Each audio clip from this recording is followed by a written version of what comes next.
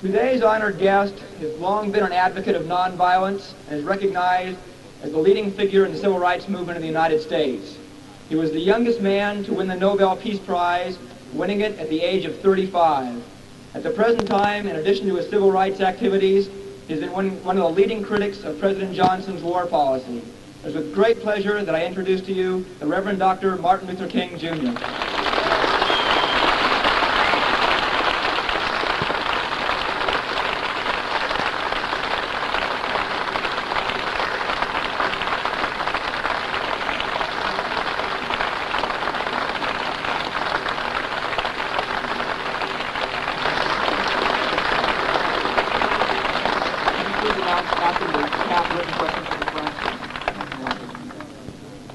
Thank you very kindly for your heartwarming applause.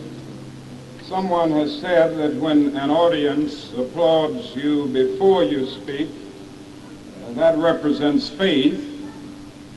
When they applaud in the middle of your speech, that represents hope. And when they applaud at the end, that represents love. So you have demonstrated great faith today, and I certainly want to appreciate your very heartwarming applause.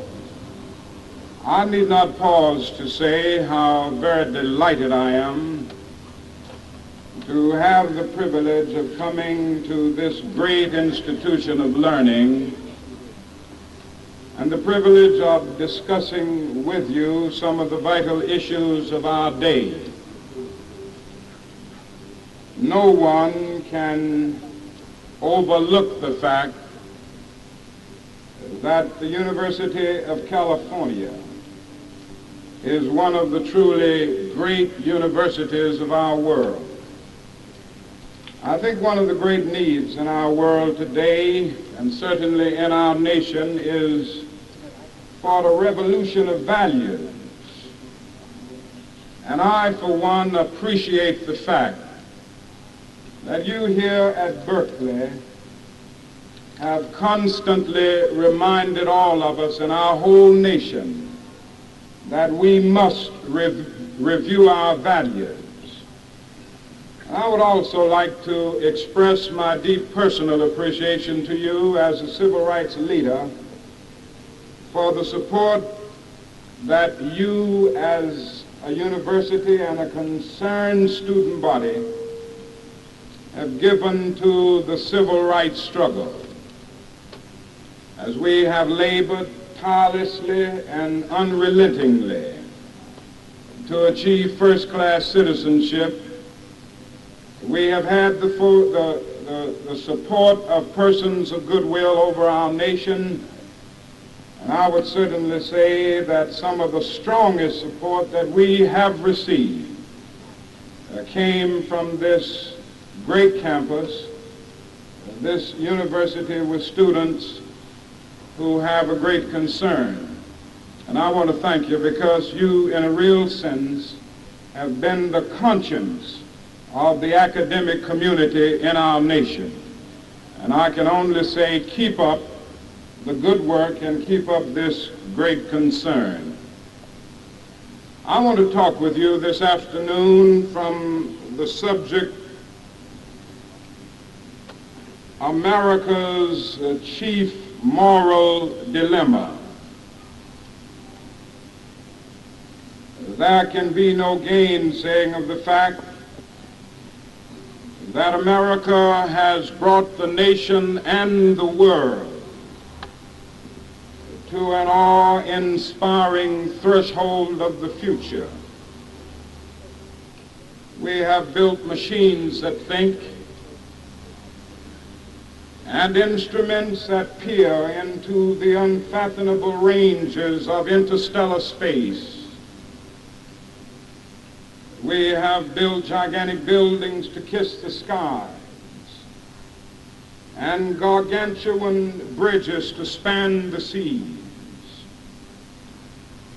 Through our spaceships, we have carved the highways through the stratosphere. Through our airplanes, we've dwarfed distance and placed time in chains. Through our submarines, we have penetrated oceanic depths. This is a dazzling picture of our nation's scientific and technological progress. But when we look to the other side, something basic is missing. Our nation suffers from poverty of the spirit, which stands in glaring contrast to our scientific and technological abundance. Yes, we've learned to fly the air like birds. We've learned to swim the seas like fish. And yet we have not learned the simple art of walking the earth as brothers and sisters. Henry David Thoreau talked once about improved means to an unimproved end. And so often we have allowed the means by which we live to outdistance the ends for which we live. It seems to me that this is expressed nowhere greater than in the continued existence of racism, poverty, and war. These are the three evils that I want to talk about this afternoon, evils that must be dealt with and problems that must be solved if we are to go on positively and creatively in the days ahead. Racial injustice is still the black man's burden and America's shame. This problem exists today because many Americans would like to have a nation which is a democracy for white Americans, but simultaneously a dictatorship over black Americans. This is one of the great problems that we find today. Now, in the struggle to get rid of racial injustice, there has been some progress, and I would not want to overlook this. For in assault after assault, the movement has profoundly shaken the entire edifice of legal segregation.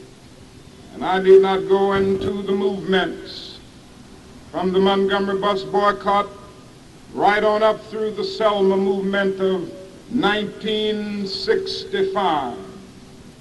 Movements which literally subpoenaed the conscience of a large segment of the nation to appear before the judgment seat of morality on the whole question of civil rights. But in spite of this, we must recognize that the plant of freedom has grown only a bud and not yet a flower. We must see that the struggle is much more difficult now. For well now 12 years, the civil rights struggle dealt with the system of legal segregation and the syndrome of deprivation and exploitation surrounding this system. Many things were done during those years that we will remember as long as the cords of memory shall lengthen. But what we must see today is that with Selma and the Voting Rights Act, one phase of development in the civil rights revolution came to an end. Now a new phase has opened. This new phase is a struggle for genuine equality. In the phase that has now passed,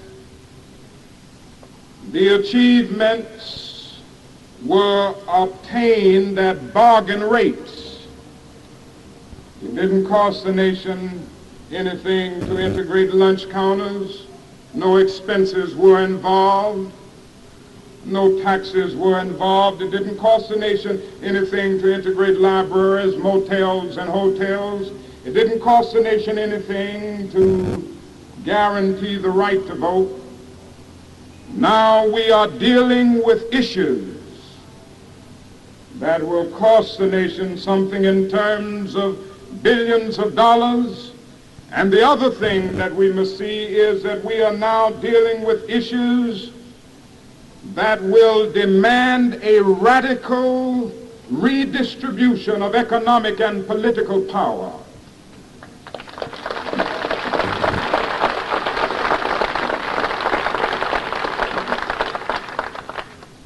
Many of the allies who went with us in the first phase are going in this phase. Many of the people who were with us in Selma and Birmingham were with us because they were sincerely outraged about extremist behavior toward Negroes. The problem was they were against Bull Connor and Jim Clark and their actions and all of their violence expressed openly toward Negroes. But they were not for genuine equality. Allies, the new genuine liberals, are the ones who recognize that we are in a new phase and who will go all of the way. And in this context, I think we should see the meaning of the so-called white backlash. And I hope you will understand that the so-called white backlash is merely a new name for an old phenomenon.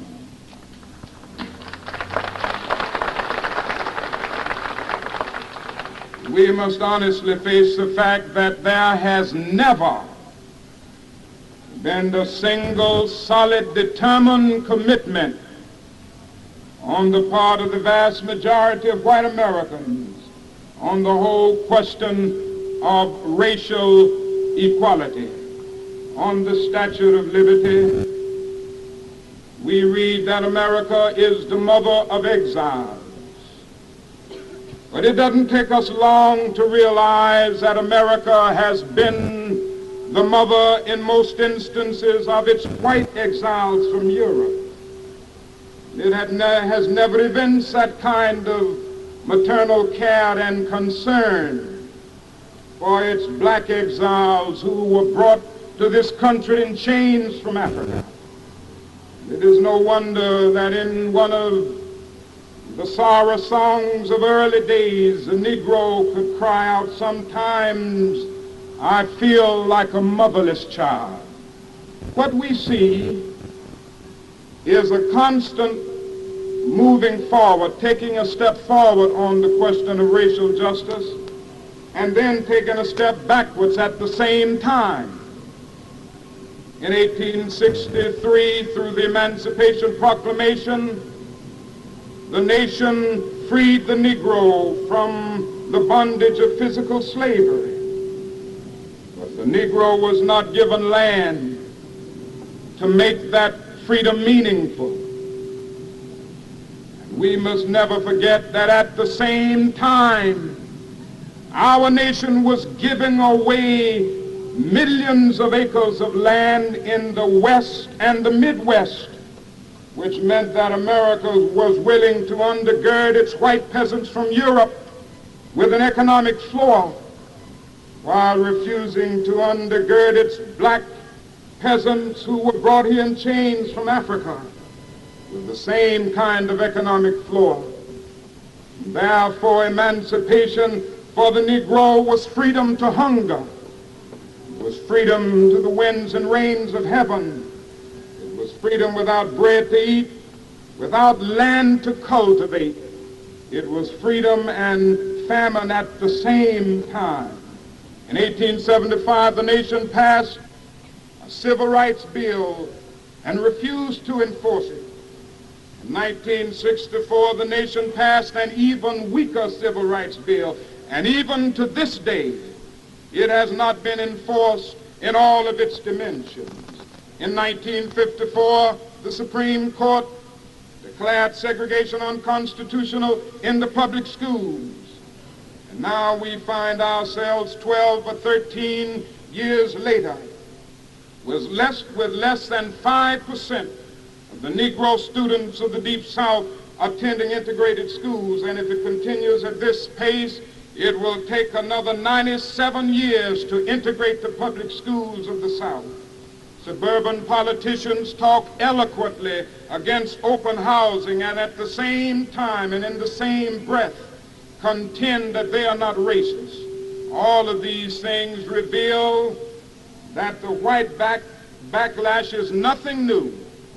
The fact is that America has been backlashing on the question of fundamental human rights for its black citizens for more than 300 years.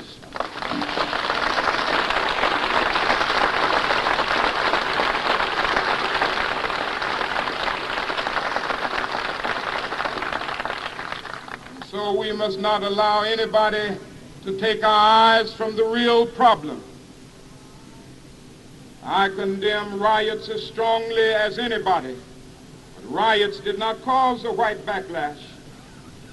Nobody had rioted in Watts when the state of California voted out of existence a fair housing bill.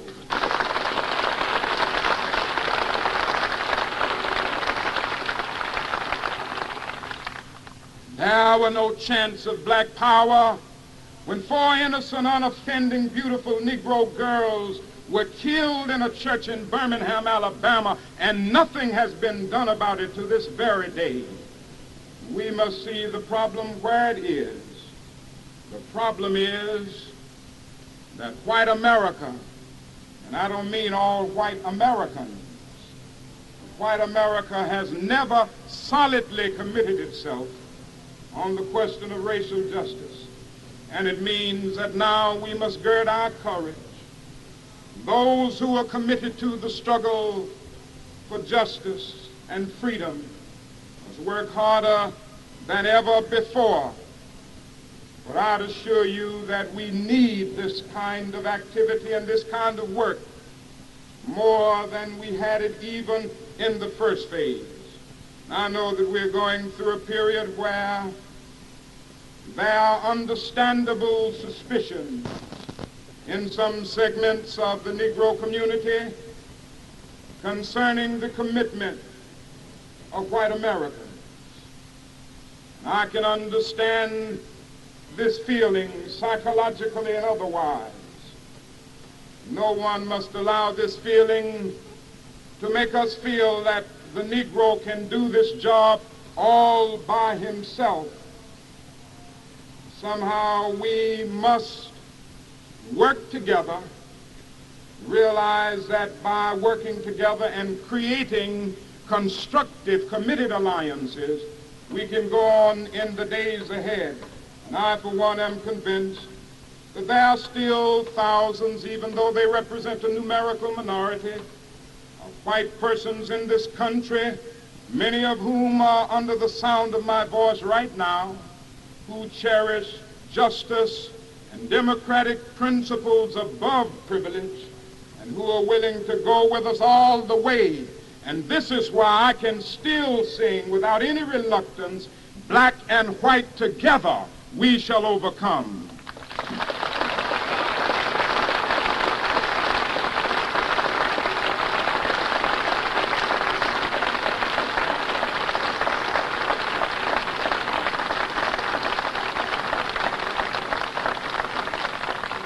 Now, the second evil that I would like to mention is the evil of poverty. Like a monstrous octopus, it extends its nagging, prehensile tentacles in villages and cities all over our nation. Some 40 million of our brothers and sisters are poverty-stricken. Many of them go to bed hungry at night.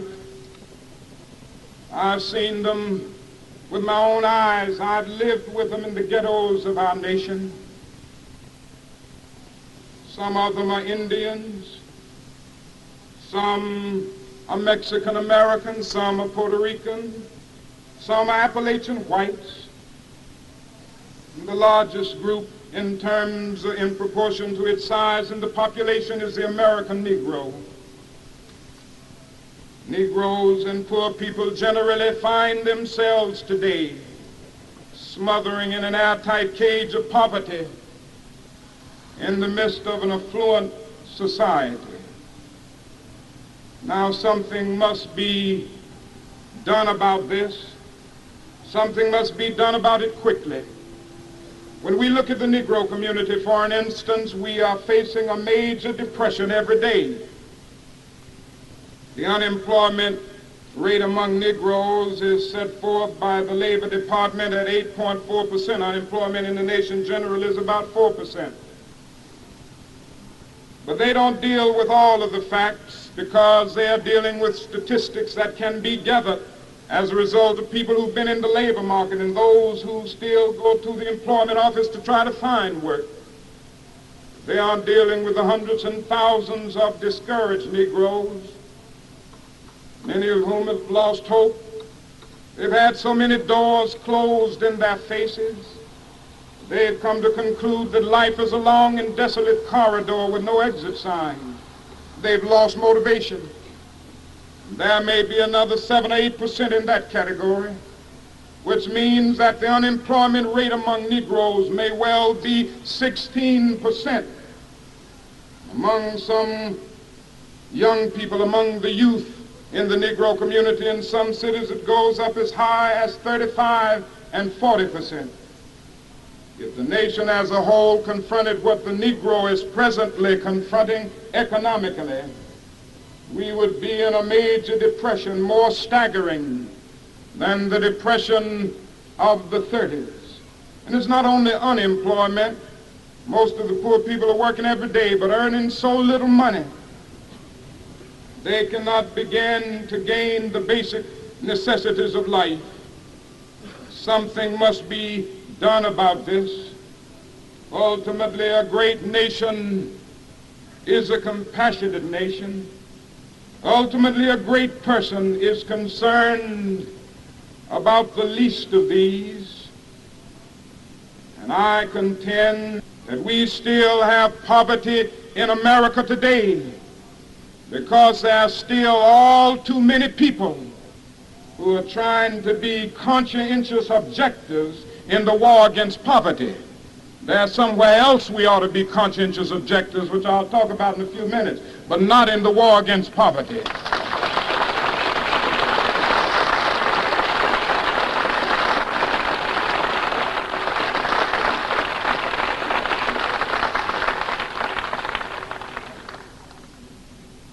The problem is, you see, we have the resources in America to end poverty.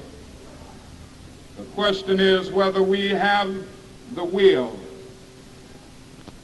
And if we are to end poverty, there must be a tremendous reordering of priorities. Senator Harkey estimated the other day that we spend $500,000 to kill every enemy soldier in Vietnam. And when you look at the other side, it's tragic. We spend only $53 a year for every person that's considered poverty-stricken, and half of that goes for salaries for those who are not poor. The question is, what are we trying to win today?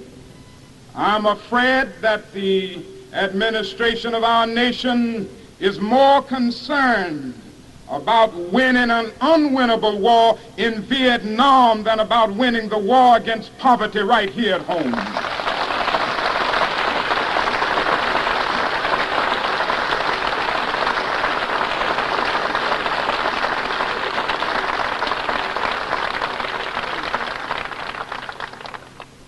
Now this leads me to the next evil. It is the evil of war.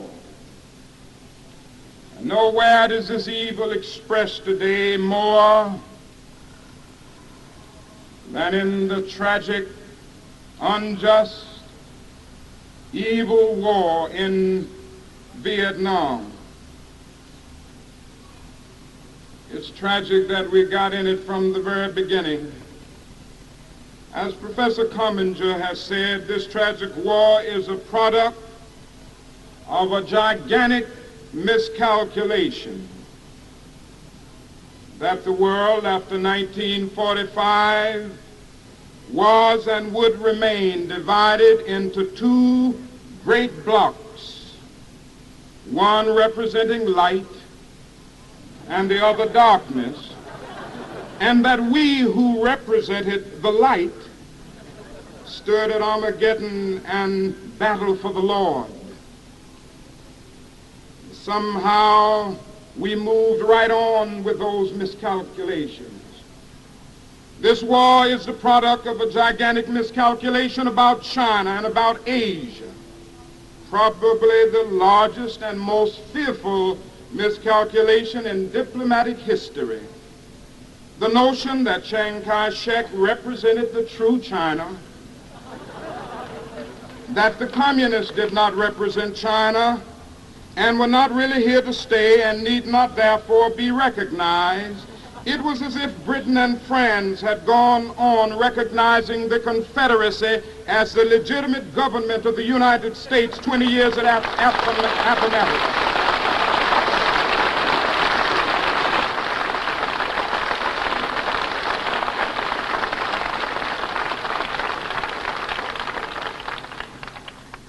It is the product of an almost demonic delusion that we were not only called upon to set and keep the rest of the world straight, but that we had the material, intellectual, and moral resources to do this. It is a product of grave miscalculations that because we were a world power, we had power and could use it everywhere in the world. And out of this melancholy body of obsessions and miscalculations have come those notions now so familiar that we, not the United Nations, are the peacekeeping world. Once accept these assumptions almost paranoid in their sweeping vastness, and our war in Vietnam takes on a kind of nightmarish logic. This war has all of the dimensions of a Greek tragedy. And oh, it has done so much damage to our nation. As a result of this war, we have seriously impaired the United Nations. We have forfeited the support of our allies. And so today the United States stands morally and politically isolated in the world. We have greatly strengthened the forces of reaction in our country and excited violence and hatred among our people. We have strengthened the military-industrial complex, which even President Eisenhower once warned us against. Then we have blocked the self-determination of a people. Whether people in our country realize it or not in large numbers, we are in the tragic position in the war in Vietnam of engaging in a process that perpetuates white colonialism covered up with certain niceties of complexity.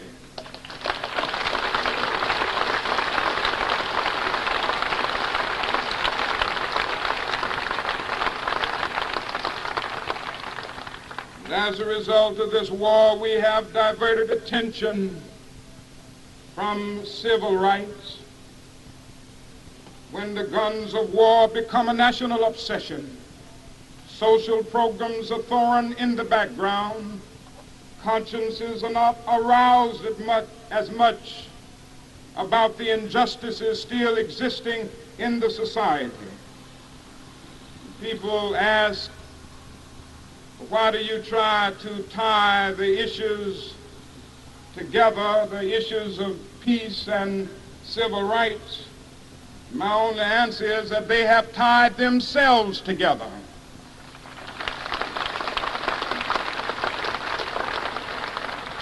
There can be no doubt of the fact that this war has hurt the civil rights movement, and this war is standing in the way of programs that could aid us in dealing with this new phase of the human rights revolution. Another thing about the war in Vietnam is that it has made the principle of dissent one of the chief casualties of the war.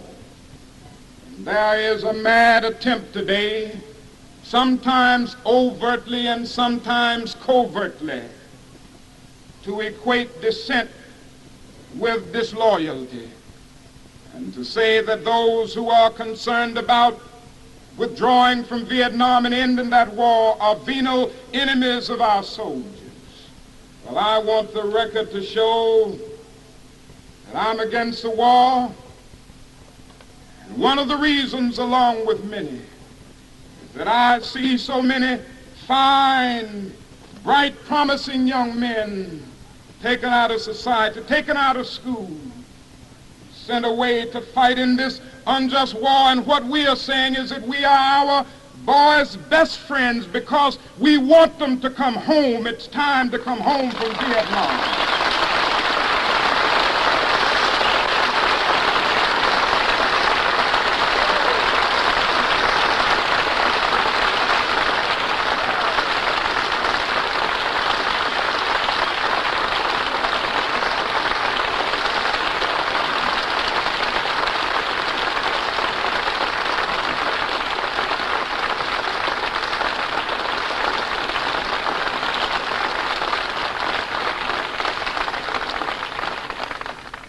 Another casualty of the war in Vietnam is the humility of our nation. Through rugged determination, scientific and technological progress, as I mentioned earlier, we have become the richest and most powerful nation in the world. And honestly compels me to admit that our power has often made us arrogant. We feel that our money can do anything. We arrogantly feel that we have everything to teach other nations and nothing to learn from them. We often arrogantly feel that we have some divine messianic mission to police the whole world. We are arrogant in not allowing young nations to go through the same growing pains, turbulence, and revolution that characterized our own history. We are arrogant in our contention that we have some sacred mission to protect people from totalitarian rule while we make little use of our power to end the evils of South Africa and Rhodesia.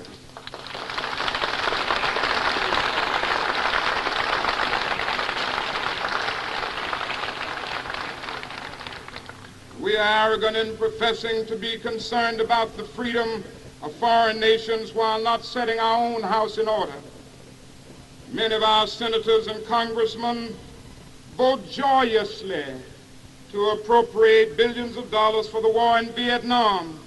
And these same senators and congressmen vote loudly against a fair housing bill to make it possible for a Negro veteran of Vietnam to purchase a decent home.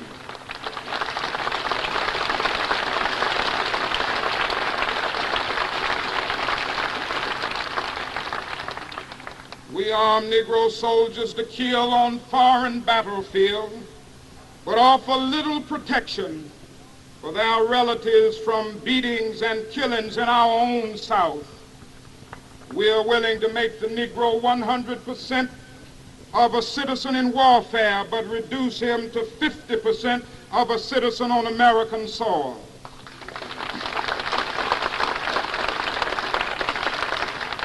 And so of all the good things in life, the Negro has approximately one half those of whites. Of the bad things, he has twice those of whites. Thus, half of all Negroes live in substandard housing, and Negroes have half the income of whites. When we turn to the negative experiences of life, the Negro has a double share. There are twice as many unemployed. The infant mortality rate is double that of white. There are twice as many Negroes dying in Vietnam as whites in proportion to their size in the population. And all of this tells us that our nation has a great deal to do in using its vast resources of power to solve the problems facing our nation and facing mankind. The other thing about this war in Vietnam is that it has increased the possibilities of all-out nuclear warfare, and therefore it has increased the possibilities of the destruction of all mankind. And I must say to you honestly this afternoon, and I'm sad to say it, but I fear that the clouds of the Third World War are hovering mighty low. And if there is a Third World War which can destroy the whole of mankind, our government will have to take the chief responsibility for making this a reality.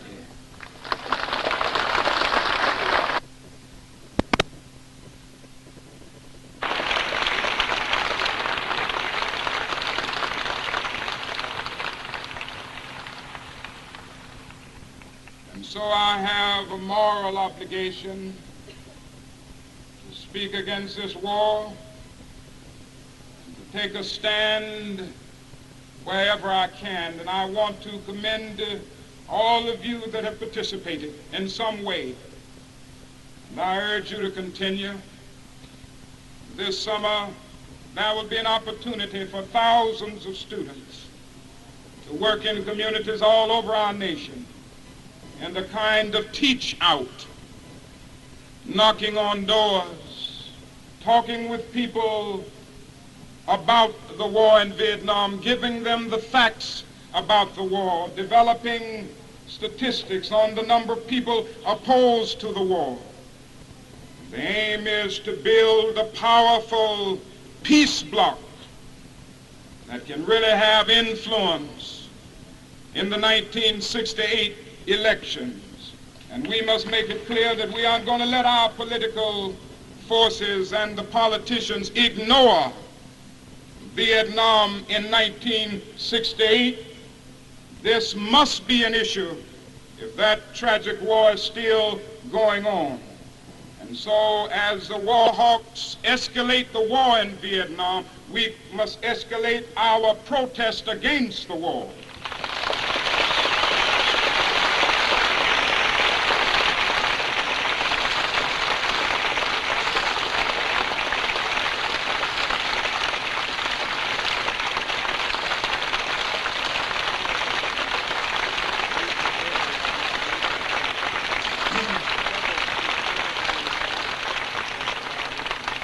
A reporter said to me the other day, "Dr. King, don't you think you're hurting your influence? Don't you think by taking a stand against the war in Vietnam, you are losing many people who once respected you? They will no longer listen to you now. Don't you think you must kind of move back, go more toward the administration's policy?" And I looked at this reporter and said, "I'm sorry, sir, but you don't know me. I'm not a consensus leader."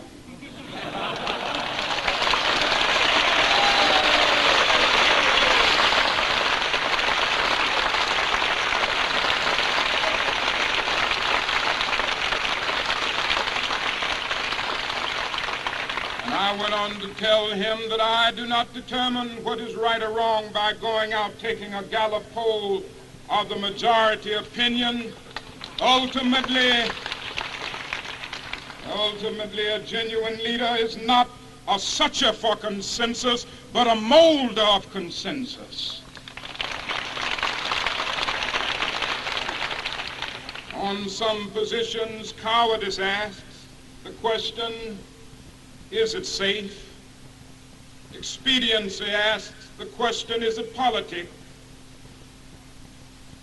Vanity asks the question, is it popular? Conscience asks the question, is it right? And there are times in life that you must take a stand that is neither safe, nor politic, nor popular, but you take it because it is right. And that is where I stand.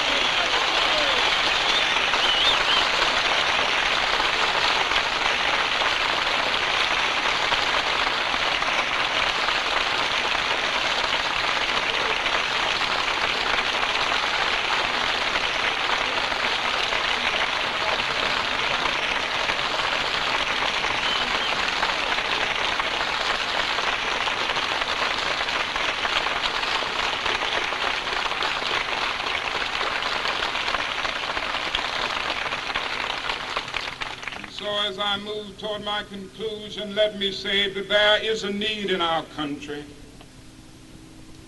for a kind of creative discontent.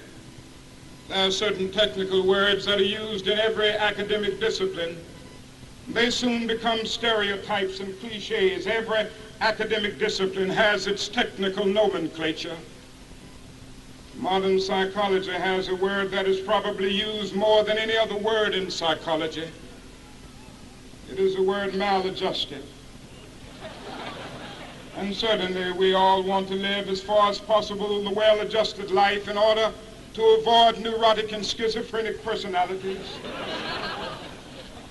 I must say to you this afternoon that there are some things in our nation and in the world of which I'm proud to be maladjusted, and to which I call upon all men of goodwill to be maladjusted until the good society is realized. I never intend to adjust myself to racial segregation and discrimination. I never intend to become adjusted to religious bigotry. I never intend to adjust myself to economic conditions that will take necessities from the many to give luxuries to the few. I never intend to adjust myself to the madness of militarism. But in a day when Sputniks and explorers and Geminis are dashing through outer space and guided ballistic missiles are carving highways of death through the stratosphere, no nation can win. That is a world war. We must come to see now that the alternative to disarmament, the alternative to a greater suspension of nuclear tests, the alternative to strengthening the United Nations and thereby disarming the whole world, may well be a civilization plunged into the abyss of annihilation, and our earthly habitat will be transformed into an inferno that even the mind of Dante could not envision. It may well be that our world is in dire need of a new organization, the International Association for the Advancement of Creative Maladjustment.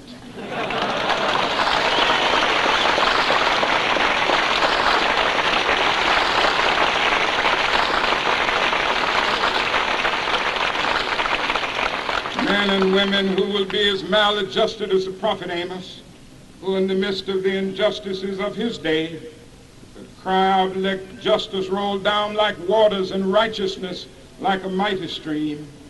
As maladjusted as Thomas Jefferson, who in the midst of his own vacillations about slavery, scratched across the pages of history words lifted to cosmic proportions. We hold these truths to be self-evident that all men are created equal. They are endowed by their Creator with certain inalienable rights, that among these are life, liberty, and the pursuit of happiness.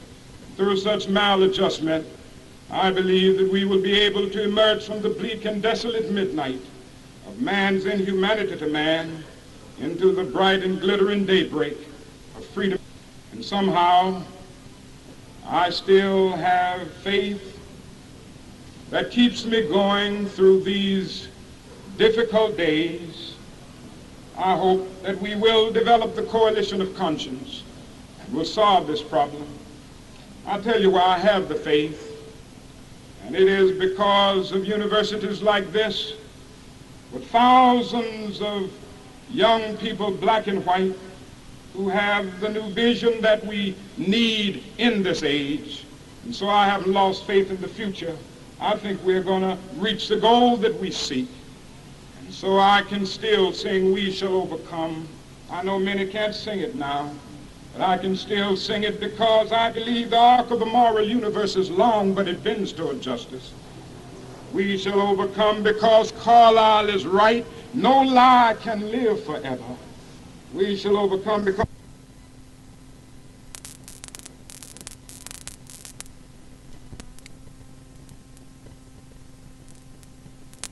no lie can live forever. We shall overcome because William Cullen Bryant is right. Truth crushed earth will rise again. We shall overcome because James Russell Lowell is right. Truth forever on the scaffold, wrong forever on the throne. Yet that scaffold sways the future. And so with this faith, we will be able to hew out of the mountain of despair a stone of hope. With this faith, we will move toward that day, and we will transform the jangling discords of our nation into a beautiful symphony of brotherhood. With this faith, we will speed up the day when all men, black men and white men, Jews and Gentiles, Protestants and Catholics, believers and non-believers, will be able to join hands right in this nation and sing in the words of the old Negro spiritual, "Free at last, free at last. Thank God Almighty, we are free at last."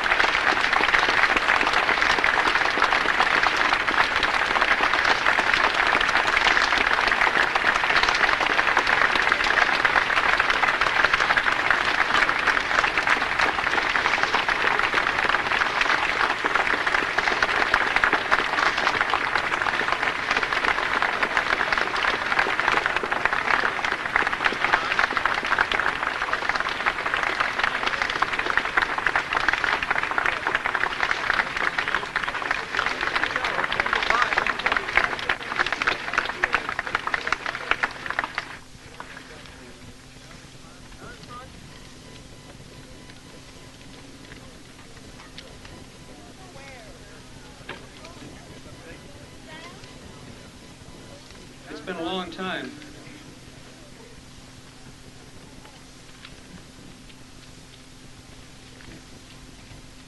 Dr. King has consented to answer questions. He already asked them.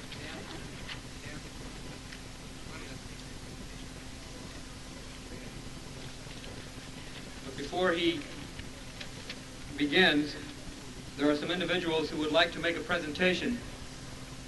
If any of you have questions, because there's an enormous amount of people, please try to write them down on something and pass them forward. We have about 20 questions now.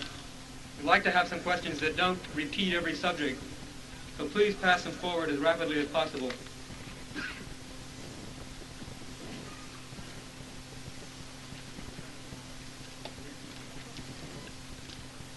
Dr. King, among us there are many thousands who have participated in the anti-war movements, the civil rights movements of the past, and many of us are very, very tired of voting for politicians that during election times talk peace and the day after escalate wars. And for these many of thousands of people who feel that, we hastily have drawn up a petition of some 50 student and faculty leaders of the peace, civil rights, student movements on this campus, and we address ourselves to one question. We ask a choice in 1968 to vote against war. We ask that choice be independent candidates Martin Luther King and Benjamin Spock. Of this we ask.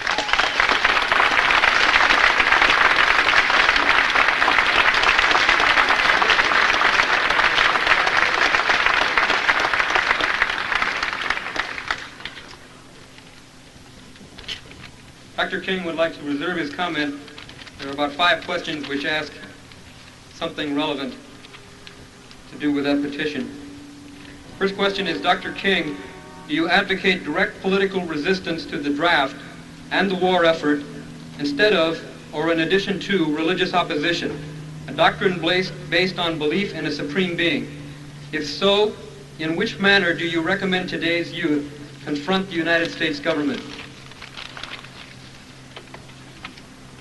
First, I think that it's absolutely necessary to begin a massive movement through letter writing and other means, demonstrations if necessary, to change the draft laws on this whole question of conscientious objection. As you know, at the present time, it's based mainly on religious views in opposition to all wars, which means that only a pacifist could be accepted as a conscientious objector. I think the time has come for our nation to stop this process of invading the lives and even the convictions of thousands and thousands of young men in our country and give them the opportunity to be conscientious objectors of a particular war. This, I think, is very necessary, and I really think we need a movement around this. And I'm convinced that if this isn't done, thousands and thousands, and I believe it's growing every day, of young men who find this war objectionable and abominable are going to choose jail rather than going to fight in Vietnam.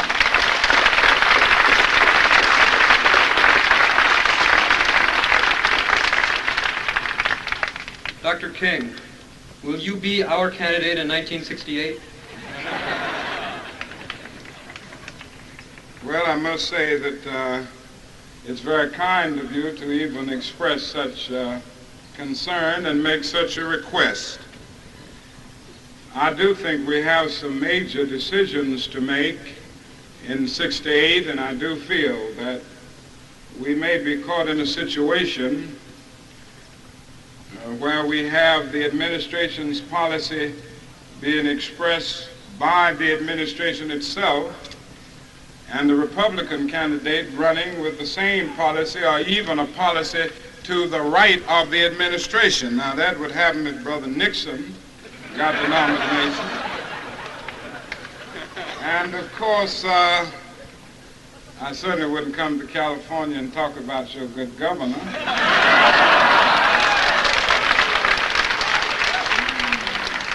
But people may have to choose between Johnson, a Reagan, and a Wallace. That's a pretty... But in all seriousness, I think we are faced with, we're faced with some difficult decisions, and it may be necessary for a kind of third force to come into being where those persons who cannot in good conscience follow the policy of the administration, a policy of continued escalation of the war in Vietnam and continued fighting of this war, will have to turn elsewhere. Now, I do not feel that I'm presidential timber. I am committed to trying to do this job of civil rights and this job of building wherever we can more opposition to the war in Vietnam, and this would certainly take all of my time. And I would rather think of myself as one trying desperately to be the conscience of all of the political parties rather than being a political candidate, whether it's for a political candidate in a serious sense or to serve as a channel for a protest vote. I think there are good people that could be turned to for this, and I must frankly say that I have no ambitions or intentions in this area, and I hope that those who have raised this will understand that it's a part of my deep convictions to put all of my time now in trying to build the opposition to the war and also to deal with the great problems that we have in the civil rights movement. And I've just never thought of myself, and I can't now think of myself, as a politician. Of course, I do have sense enough to know that I couldn't win either.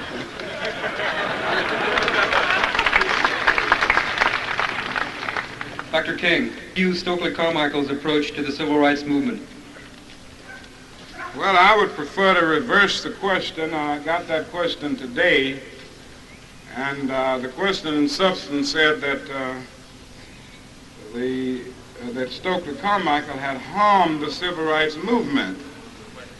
And I had to answer it by saying that the forces in our nation that continue to vacillate on the question of racial justice, and the forces that allow certain conditions that are intolerable to exist and continue to exist are doing much more harm to civil rights than Stokely Carmichael. I think also there may be points that some would disagree with in Stokely's philosophy, but I do think he has raised some very fundamental questions that we must all recognize. The great dilemma of the Negro in the ghetto is his powerlessness. And it is necessary to transform that powerlessness into creative and constructive power. We do need political and economic power. Power is nothing but the ability to achieve purpose. It's the ability to effect change. And I think we should recognize that those who are speaking of black power have at least brought that point out, and a point that we've tried to stress all along. I think the other thing that we must see is the necessity for a powerful psychological call to manhood in the Negro community. This is absolutely needed because of our bruised history, because for so long we were forced to believe that we were nobody. We became ashamed of our heritage, ashamed of our color, ashamed of our hair and everything else. And this was tragic. Now what we are saying is that we will assert our manhood, and this is something that is needed for growth. You see, our language messed us up here too, and we have a problem of semantics in a sense. If you will run through Roget's thesaurus, you'll find about 125 synonyms for black. They are all degrading, something evil, something low. And then when you get those 118 synonyms for white, this is all something chaste, pure, high, noble, worthy, you see.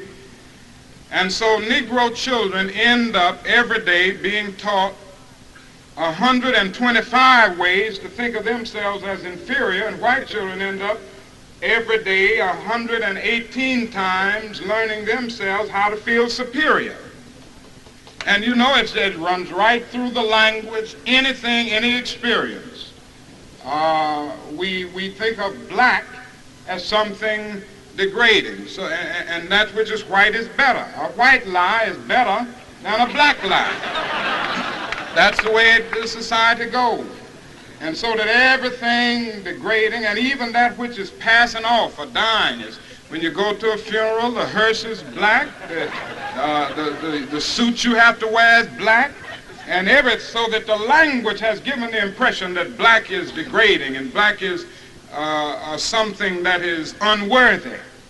And what we are saying now is that black is beautiful, and as beautiful as any color in the world.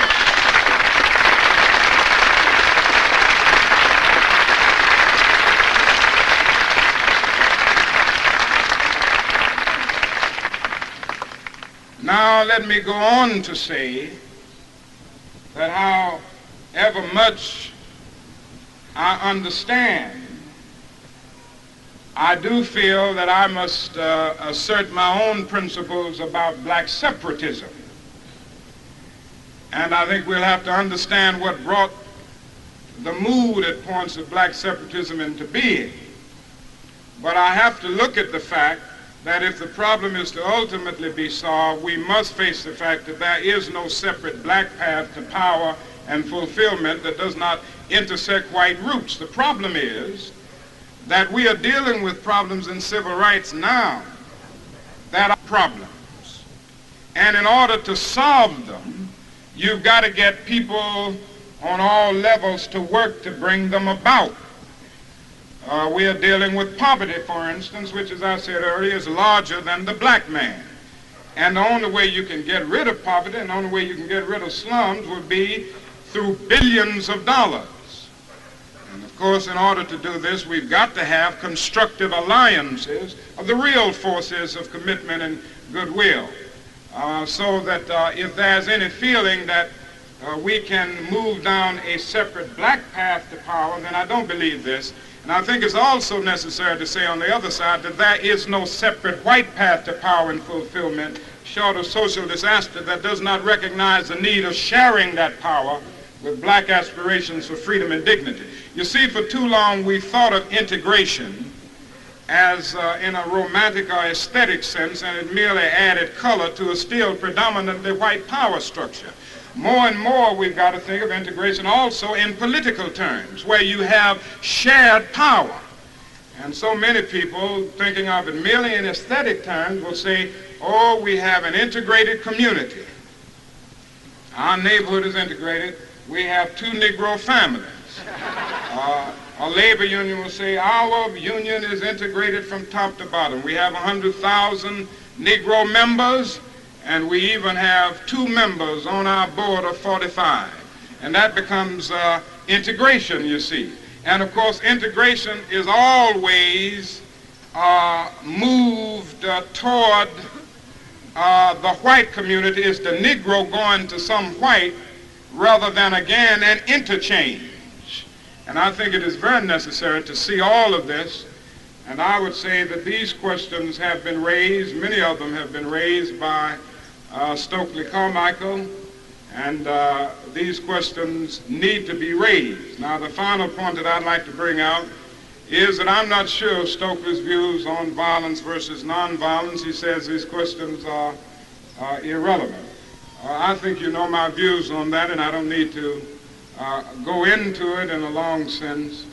I still believe that nonviolence is the most potent weapon available to the Negro in his struggle for freedom and justice. Now, I don't mean a weak emotion. Many people think of nonviolence as something weak. They fail to see that there is a masculinity and strength in nonviolence when it's truly organized, and it takes great courage. Many people confuse non-resistance to evil with nonviolent resistance. Nonviolent resistance does resist. And I do not see the possibility, even in practical terms, of the Negro winning a violent revolution in the United States. We have to study history here. And history tells us that no violent revolution is won unless the practices, those who are practicing the violence and seeking to overthrow a particular regime, have the support of the non-resisting majority. Now, it may be true that during the Bolshevik Revolution, let us say, that all of the Russian people were not involved in the fighting, but they had the support of the vast majority of people as they were engaged in the fighting. It may be true that Castro has had a few people in the hills, But never forget that Castro had the support and sympathy of more than 95% of the Cuban people in seeking to overthrow the Batista regime. That's one thing that's true in every revolution. The other thing is, in most revolutions, in order to win, you've got to divide the army. A study of revolutions will reveal that the resisting violent force ultimately won the army. Now, I must be honest enough to tell you that I don't think the army, as it is presently structured, are going to aid the Negro in overthrowing anything in that sense. And certainly we wouldn't have the support of the vast majority of American people in a violent revolution. So even in practical terms, I think our best course of action is to develop programs of powerful organization around certain definite aims and objectives and move militantly to the point of achieving them. And I tell you, a mighty good program, as I mentioned earlier, somewhere today, to solve the problems that I see in the poverty area. We've got to do more than some of the things we're doing now, because this is not even a good skirmish on poverty, much less a war against poverty. We're in dire need of a guaranteed annual income for all American families.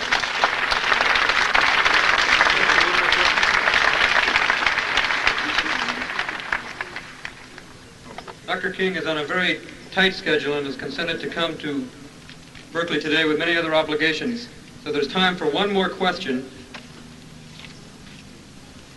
He has to leave immediately to go to a reception which has been planned for him, so he would appreciate it if the many people who have submitted questions asking to see him could please allow him to go to that reception. The question is, what do you think about the influx of white college students into Negro ghettos to tutor Negro children? Is there any harm done to racial pride, or is racial pride already lacking in the black ghetto? I personally favor committed white students working in Negro ghettos and working with Negroes. I've never given up on this hope, because I think that the more the Negro who feels hopeless at times and who feels cynical about life is able to see Negroes and whites working and living together in a very committed sense, the more it keeps the lamp of hope burning. And certainly we do need, in the ghettos of our country, many activities going on, because the conditions are so bad, as you well know. And I think this is one of the very constructive areas. There are many things that can be done and must be done, but the tutorial idea is very important. Now, I do feel that the whites who work in the Negro community must go to work with Negroes and not to do something for Negroes, because this becomes a kind of new level of paternalism. And there must be a complete understanding, a complete empathy, a kind of committed empathy. For this is the only way that a white person will be able to function in the ghetto. It's also necessary to understand some of the bitterness in the ghetto. I have to understand it myself. And I certainly know whites have to understand it. I have to go in the ghetto and hear my brothers cursing me out about talking about nonviolence, and I don't run from them. I curse them out. I put my arms around them and try to explain. We must understand the disenchantment and the discontent and even the bitterness. And I think through this period there is need for great compassion and great concern, and this will carry all of us a greater distance in the days ahead. I do want to mention, as I said earlier, the Vietnam Summer Project is underway, and the recruiting process is taking place. And here in this area, there is an office. The number is 415, I guess that's the area code, 752-7766. And of course, The other main, I guess we would say, the national headquarters is in Cambridge, Massachusetts at this time, and I certainly want to reiterate the need for your support. In Cambridge, it's 129 Mount Auburn Street, A-U-B-U-R-N, Mount Auburn Street. Now this is, I haven't had a chance to go into the details of this, but my brothers mentioned it to me, and I'm always concerned about my brothers and the problems that we all face.